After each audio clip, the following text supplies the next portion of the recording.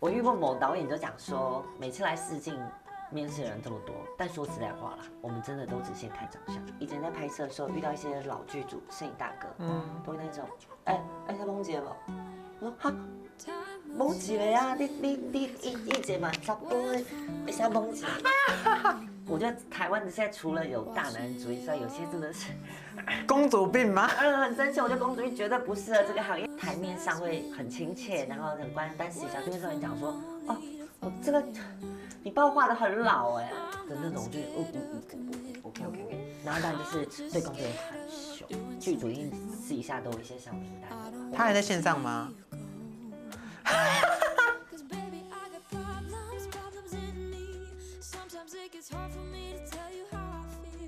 跨越性别，梦想成真。我是主持人艾莉。今天我们请到我们跨性别的明日之星谢嘉诚。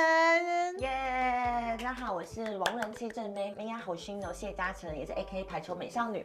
我想帮姐妹们问一个问题耶。那有很多姐妹她也不想做酒店，然后她也想要当演员，想当模特。你当初是怎么入行的？我大学认识了一个体育用品店老板，他找我打排球嘛，他就说，米娅，你要不要来帮我一下？我们业绩制，然后你帮我带动排球的生意，然后跟客源，那我就进去，然后一做太多，老师我一做做5年。然后这故事是这样子的，因为我们的客人呢有一个退休的老板，那老板退休之后没事做干嘛呢？学摄影，就可以参加一些外拍团啊，巴拉巴拉之类的。然后他看上了我们老板的女儿 ，OK， 很漂亮，很漂亮。但是呢，我们老板女儿跟他讲说，哦，不要拍，我真的很怕镜头，不然我盖小你这条哎，他就把我推出去。然后在那个都是大家都还在这种，然后还在这样，这种的还要这样的那种的时候，我已经是在地上，已经是这样各式各样辣戏辣的，然后就是第一场外拍我就爆吻，就是这个路线的。后来我就说，干怎么有那个雪片般飞来的邀请？什么意思？这脸书的好友邀请是谁？突然才知道说，哦，有人把我的照片贴上一些分享的社团，然后大家觉得哇，杀出一个完全不同类型风格的人，然后才越接越多。那我还蛮好奇的，就是像演员的薪资的 label 是怎么算的？还是它是有一个基本公开的价格？没有公开价格，但是就是，大家有不成文的，就是比如说你是小特、中特。小特是什么意思？就是特约演员，但是小的。那小特可能就是画面拍到你，但就过场这样子。叫小特。然后中特可能就是会有1句台词、2句台词，然后大特就是你可能可以跟主角对到戏。那特约的话，可能就是你可能是里面的固定班底，镜头不多，但就是比如说是主角的同事啊什么，这样看你看韩剧，有些都是同事们的那种，对，那个就是特约角色，然后再就是配角嘛，就慢慢这样子排上去。最底层是什么？跑龙套。就跑龙套。最底层是跑龙套，我们现在不叫跑龙套，我们现在叫做环境演员。为什么要叫环境氛围的演员？是因为这很重要。没有，他就觉得你会发现，今天我们大家在拍戏的时候，比如说一个大场景，比如说在办公室，那可能有一些小同事啊要经过干嘛。假如他太夸张，或是他假如就是在那边，或假如他在就是突然讲电话，就是你会出戏耶。所以其实大家很重要，因为环境演员要做的事情是，你能不能在那个环境当下做那个角色投入，然后做的事情，就会让这一切变得很好看。好，所以最低是环境演员，再上来是小特，配角上来是，就大概就是可能男3、男2、男1这样之类上去，然后最后才是男主。对，这个蛮有趣的是，大家的薪资就是看台词跟曝光量。那以中特来讲，一场大概可以多少？有到1万吗？还是10万？怎么可能？没有吗？我之前有跟我前女友我陪她去演过，就是环境演员。但有500、600加一个便当，到800、900、1000加一个便当之类的。而且有时候，可是你是环境演员呢，人家是中特。可是中特，你们差不了多少。多一点。所以你看，就台湾的，真的有一点。而且你知道，台湾有时候遇到的事情，就是他们想要找演技好、颜值高，但却要用很低的薪资。我自己的亲身经历到的经验是，薪资的部分绝对是跟你的曝光度跟你的台词量绝对有关系啦。当你是特约演员的时候，他只会看幕的次数来分钱给你，就是一幕就给你多少钱这样子，就看，而不是你演这整部戏。不是，就看那个班，一般是8小时啊，一个班。如果他有一个人签了一个女二，然后签完之后，然后开拍之后发觉演的不是我想要的感觉。那导演在这个时候会去劝说那个女主说：“哦，你该怎么演吗？还是你要怎样怎样？”通常这样讲是有用的吗？会啦，当然一定会去教学的啦，一定都已经选他了，基本上不会到太差。哦，没有发生过这种情况。我觉得一定有，只是大家有没有讲出来而已。啊，那有没有遇过那一种？我是有脚本的人，我是女二哎，你只是一个小特，怎么可以跟我讲话？哎呦，茶水呢？我不敢说茶水，但是真的有遇过，就是他的外在形象跟私底下这是两个人，台面上会很亲切，然后很关心，但私底下就是很久很有哎，这个椅子是给我的包包坐哎，你只是小特而已，你应该坐地上吧？就是还没好吗的那种，就是OK， 然后当然就是对工作人员很凶，剧组一定私底下都有一些小名单的啦。他还在线上吗？哦，我有遇过现场最夸张的是，有时候因为一开始我们在接触这个行业的时候，可能没有配造型师，你可能要自带妆发，你可能上点底妆，或者说你今天像我这样子化好妆到现场，然后造型师帮你做调整。那有一些真的会觉得自己好像 IG 粉丝有1、2万人很红这样，然后就是到现场超素，然后就是不是说有造型师吗？我干嘛要自己画啊？不是有造型师吗？然后教，因为他们都会叫你先至少带底妆，因为可以省时间。希望你带一些高跟鞋，或者是带一些，我们通常都会穿1带3，就不同风格，然后让那个造型师挑哪个比较适合，或者是说他手边的东西搭配你现有的东西，可能会蹦出一些比较棒的组合这样。就他什么都没带，他没有带，他就是人就是很素，然后很邋遢的，说造型师就好啦，然后。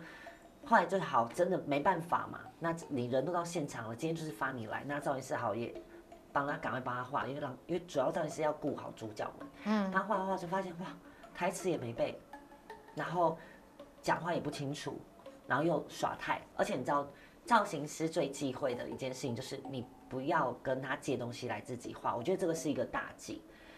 你跟造型师讲说，你眼线笔可以借我一下吗？我这边再补一下。那你这个行为是不是在等于跟造型师说你画的不好？对，或者说你碰他的东西，其实都是商业大忌这样子。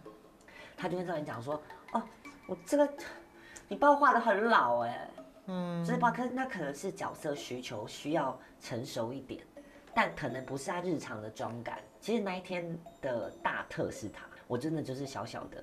氛围就是环境的，所以你知道机会就是这样子，因为我会去记别人的台词，因为我知道他讲到哪里的时候，我要跟他应对，我可以做反应这样子。后来导演就过来跟我讲说，你叫米娅对不对？我说对，那个台词你有背吗？我说我背了所有人的。他说好，你来，他就立马拆了那个女生的麦，然后别在我身上，然后女生就傻眼，就觉得。不是我才是今天的大特吗？之类的。然后导演都不讲话，就直接开拍，等于是我跟他交换角色了。他变成那天的氛围演员。我觉得台湾的现在除了有大男人主义之外，有些真的是公主病吗？很生气，我觉得公主病绝对不适合这个行业，因为其实这个行业很辛苦，就是有一顿没一顿的，就是你如果真的要走这样，在努力的过程中，的确会很不稳定。听你这个口气，感觉那个剧组里面是有很多潜规则或是故事喽。一定都有啦，一定都有。但我觉得最常遇到是，像你看我们的形象可能是有时候比较辣，很常被一些导演就是会叫去说，米娅在哪里？我们现在在那个几包厢，然后这边有制片哦、编剧哦，什么很多人呐，你来我介绍给你认识啊。然后只要包厢干嘛？但你一听就知道，就只是叫你去陪喝酒而已。因为我说实在话，他们就是要漂亮的，要带得出场。这种喝酒场的绝对讲不好工作，也不可能讲工作，顶多都是划水带过，说我下部戏 OK 来重费啊什么的，就男人装逼的场合。对，所以其实我很不喜欢这类型的东西。我只有被带去过一次，跟我想象完全不一样的时候，我就觉得我不会再去了。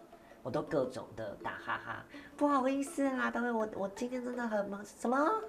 收讯不好。对，我都这种，我没办法。我觉得现在有很多很厉害的女生导演，还有一些新兴导演，就是都是很优秀的。然后我刚刚讲的那些其实都是一些比较有资历的。我觉得大男人主义在这个业界还是非常的有一点根深蒂固。但我希望台湾演员的现况的因为台湾的剧组环境没有很请说，请说，请说。因为很多人在大陆拍戏，但因为他们就是为了要找人，因为他们的剧组的那个文化太庞大了。你光一个省，哇塞，几百部戏在拍啊，同一时间哦，很惊人。所以大家最担心的是找不到人。可是台湾的演员的困境是找不到资讯。现在慢慢的开始有一些很棒的一些平台出来，像拍手的平台啊，就是他们是很公开的，在上面让大家案主可以去刊登，然后演员可以去找到一些资料的，现在慢慢才有的。但之前是真的很难。我之前拍的东西都是我去试镜，没有上，那可能是 casting 对你有印象，就是说，米娅上次那个没有选到你，但是我们手边现在有一个我们觉得新的，对我们觉得蛮适合你的，你要不要来试试看？所以我很多机会其实是从这边来的。台湾的情况就是，我觉得我遇过某导演就讲说，每次来试镜面试的人这么多，但说实在话啦，我们真的都只先看长相。我自认我不是主流漂亮，我说真的，我自认不是，因为我也曾经被一个经纪人讲过说，你要不要转行？一来是你的身份，二来是你真的长得很普通太没有，是你长得太特别了，那可能真的不是业主们会喜欢的类型。我那时候其实很生气，我觉得我都还没有做，你凭什么说我不行？日剧、韩剧都是，你今天不管到几岁，你都可能有一个演主角的机会。再是每一部戏里面都有各式各样的人，很妙，就是即便他长得不好看，他戏很好，或者说就是会有一些各式各样，但是他们很包容。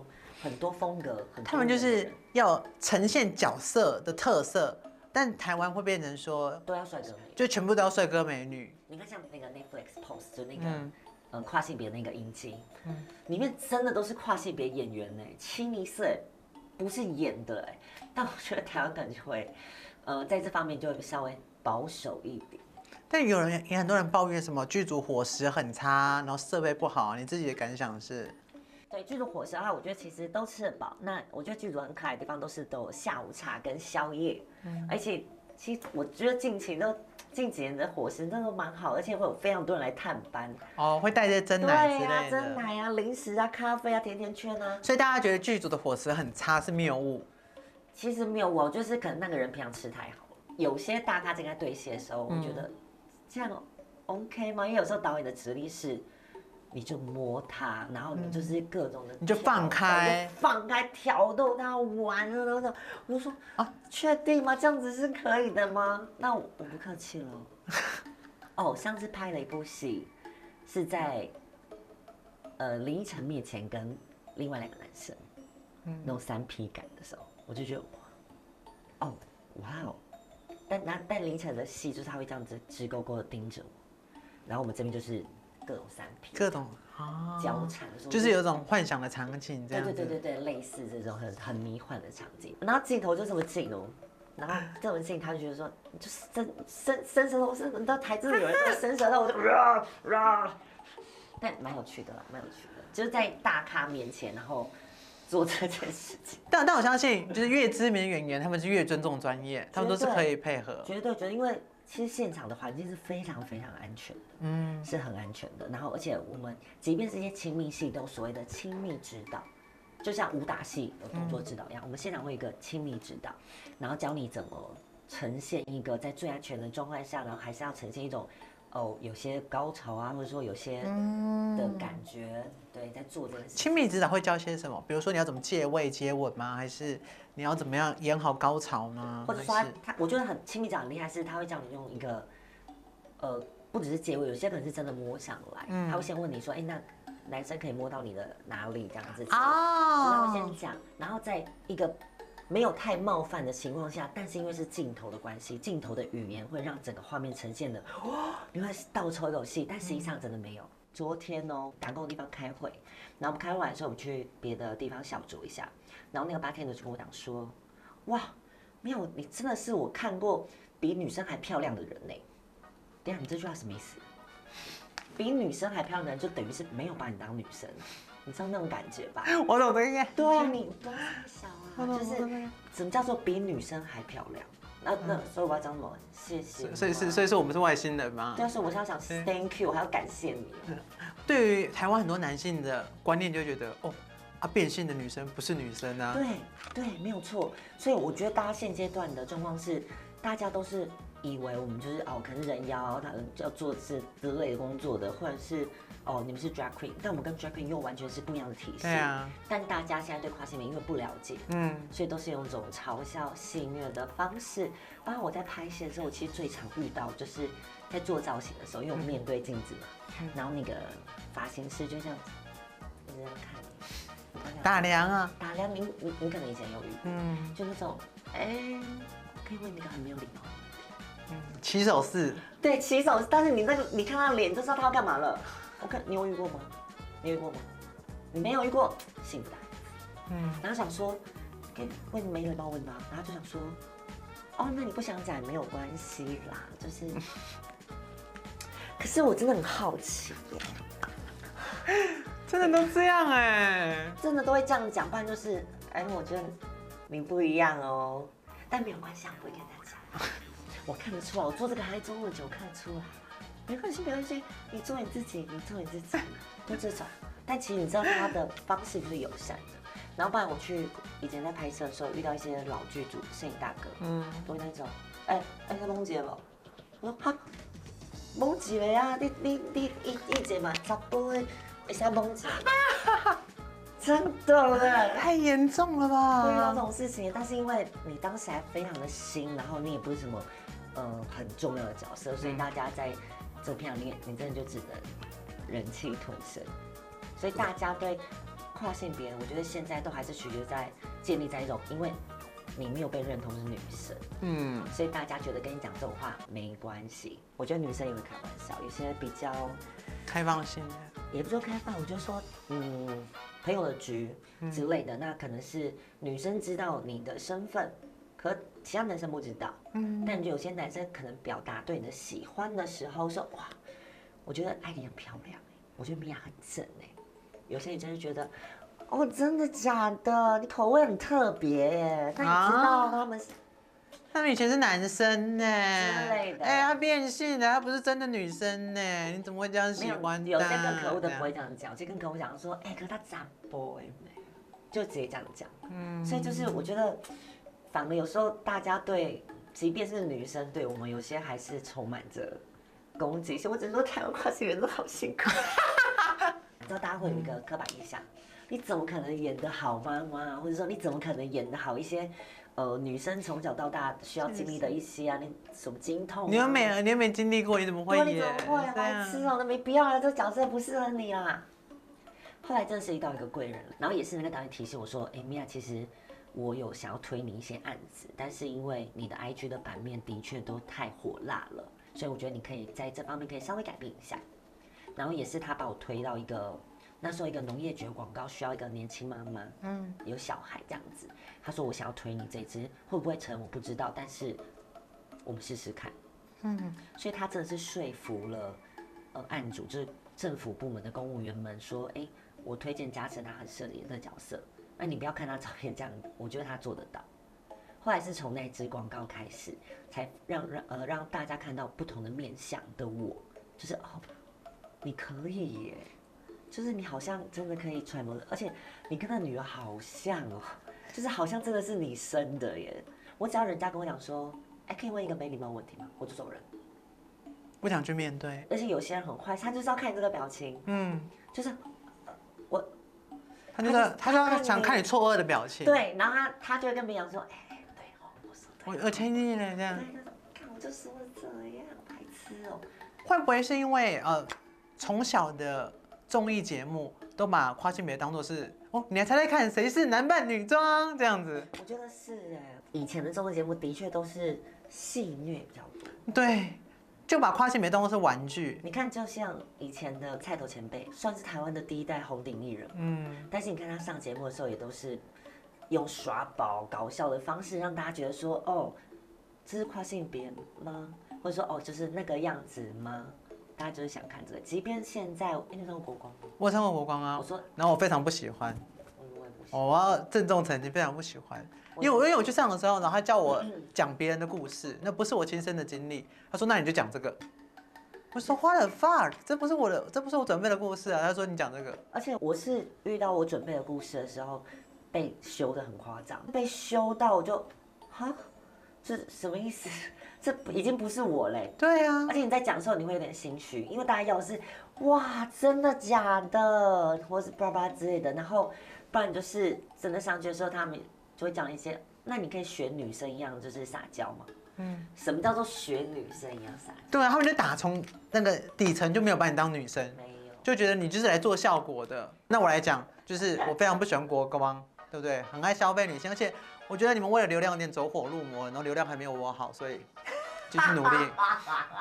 我上过台湾的节目，然后也有上过大陆的节目，但一样针对这个问题，那大陆帮我安排了一个你是这个身份哦，那你应该来当我们的联谊节目的两性作家或者两性评论员，因为你比较懂两面性别的想法。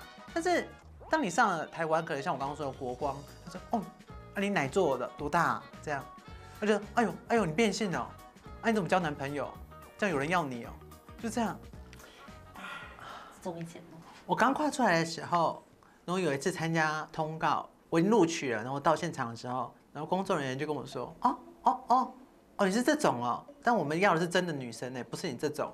那你通告费先给你好了，那你今天可以先不用了，没关系。哇，你跟我状况很像哎，对啊，因为我最近参加一个外景节目的海选，就是真的是大家在那个 casting 的地方，就是上百位女生，然后那种 S 型，这样从地下室排到楼上转弯那种，就是大海选。然后我最后是第2名选上的。然后第一天出外景的时候，就是都没事，睡完觉。第2天我们一大早6点在梳化的时候，哇，制作人气呼呼冲进来，下场男生哦，你怎么没有讲？我就说我是好尴尬哦，他俩看证件说，天哪，太尴尬了。没有啊，他们说你是男生呢，其他被选上的女生，然后就是跟他讲这件事情，哇，我世界要崩溃了，那怎么办？我已经录了前面3集了，我后面要继续录吗？我们还要再录2天嘞，而且我们在深山野岭，对啊，是要你要自己下，他叫你自己下山吗？还是怎样？没有，他就是很气，他气到我就觉得天哪，我是要继续录吗？其他的制作单位跟主要的艺人就讲说，他们觉得米娅主持的很好，而且米娅会做功课，之类，他了解地方的什么什么什么，我觉得有他才是好事，他可以补充一些我们没有讲到的东西，然后所以我才继续留着。那很多姐妹好奇，就是像你做模特，你平时要怎么维持你的外貌？一个你觉得最重要的点？运动。Why？ 对，我觉得现在医美非常发达，那我觉得医美保养，还有或者是说保养品保养啊，或者大家打肉毒啊、填充的，这都无所谓，这都是脸上而已。但是什么东西骗不了人？身体骗不了人，就是你整个人的状态骗不了人。你今天花再多钱在保养上，但是如果你都完全零运动，代谢会不太好，会看得出来，而且这个代谢的高低，其实会在你的脸上、你的肌肤上，其实是感受得到的。我觉得姐妹们都有一个问题，就是自卑。但那个自卑不是简单的，你抬头挺胸啊 ，OK， 你就乐观做你自己。Hello， 做自己这3个字非常容易讲，但真的要做到有多难？其实非常难。你要做自己的前提是你要够了解你自己，跟你要够肯定你自己。我花了7年的时间，才慢慢的做到这件事情。很多人问我说，我明明是中山医毕业的，为什么我要进这一行？我希望我们姐妹们可以做自己想做的事情。我觉得大家都有权利做自己想做的事情。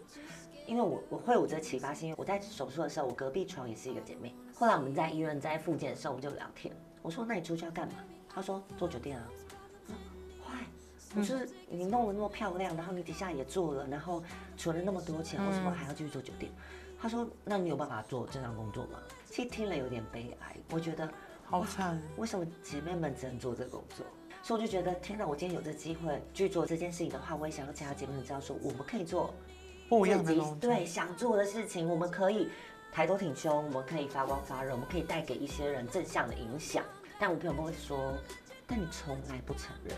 他说你都没有承认过，那这些姐妹们怎么会知道你真的是这样的过去呢？他觉得应该是时候要站出来。对，所以就这个时候接到 FHM 的专访，我就觉得好，那我试试看，我才正式的在2020的时候，接受这个专访，我才正式的跟大家说，哦，其实我的过去是这样。就算那时候粉丝数就这样，啪，掉了5、6万，但无所谓，没有关系，因为我相信留下来的人就是真的是爱你的人。那也因为讲出来了，我觉得我现在超级轻松，我现在真的是防护罩。我从小真的很讨厌我爸，因为我爸就动不动就会揍我。但就是我娘腔嘛，我只要头发有点长度，我是会半夜突然被抓起来，这样被抓去剃头发。这么严重？到这个程度，我之前公开的一些高中的照片，我都是平头，都寸头，就是被剃的。所以我为什么考中山医，是因为我想考一个离台东最远的学校。我那时候其实大学4年，1年只会去1次，开始慢慢做自己，然后穿的比较中性，然后慢慢头发开始留长。是在学校的时候吗？就在大学的时候，也因为这样，所以因为我回到我家庭生活的话，我爸没有办法接受，所以我每次过年回家的时候，我都要把头发绑起来。然后压低声音，然后戴帽子干嘛？我爸已经有几百次想要趁我睡觉的时候把头发剪掉了，但一直到我大学毕业之后，那时候留在台中工作嘛，然后我姐就打电话跟我讲说，你要不要回家一趟？我就说怎么了吗？爸爸样子很怪，你学医学相关的，你知道，你回来看一下就知道。之后在台中车站，我打给我爸说，爸，我到了，来，你在哪里？不知道来接我。我不夸张，我爸大概就这个距离。我这样拿电话，我认不出他。我爸在我印象中是真的很魁梧，因为我爸是职业军人退役的嘛，很快，然后剃个小寸头，很帅，然后皮肤很好，黝黑的。他那时候的他是整个瘦到已经是骨头，然后眼窝是凹进去，眼睛有点凸出来，然后肚子这么大。后来晚上睡觉，是因为我爸那个满满的腹水真的那么大，他没有办法正躺，他都侧躺，然后我就听到很喘。喘气的时候，我其实我整晚没睡，我就这样看着他。早上起来的时候，我跟我爸说：“爸，我们去看医生好不好？”我爸一直还觉得说 ：“Man 啊，我 OK 啦。”然后真的是好说歹说，我们到台东的大医院之后，先验那个抽血嘛，后来验癌症指数，做切片啊，然后检查完的时候，我爸回病房，然后他就叫我跟我姐出来，就说你们可能要点心理准备，因为已经是肝癌的末期。你们就看要不要好好跟爸爸说。所以我马上就是跟台中那边说，我就说我先离职，到花莲这先照顾我爸，就陪他这样子。在医院那半年，真的是我跟他相处最久的一次。那我觉得很可惜的地方是，他在弥留的时候很气喘吁吁，我想说，你头发有那么长，你要不要剪掉？我还是希望你阳刚一点，比较不会被欺负。他那个时候已经没有力气了。我才跟他讲我的状况，就是我其实不是 gay，但我也不是一个正常的男生。